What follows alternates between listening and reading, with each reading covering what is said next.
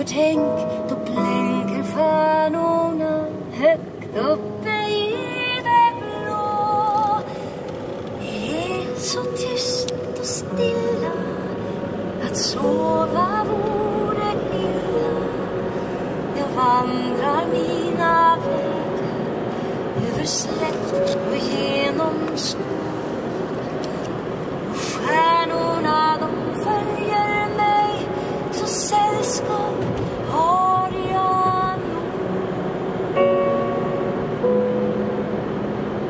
Det sägs att de är 1000 mil och mer ändå från oss.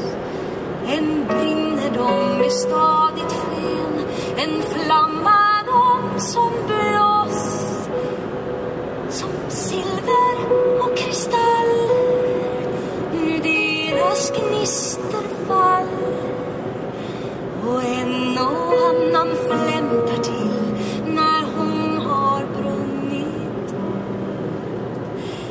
Så faller hon, då blir det som en strimma rök till slut.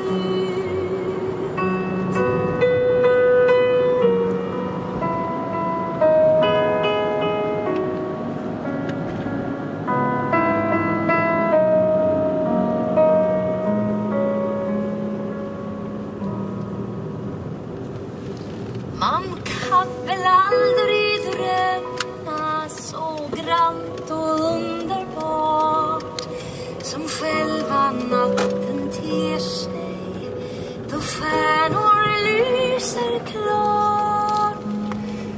Det är som om det hördes ett silverspel som rördes.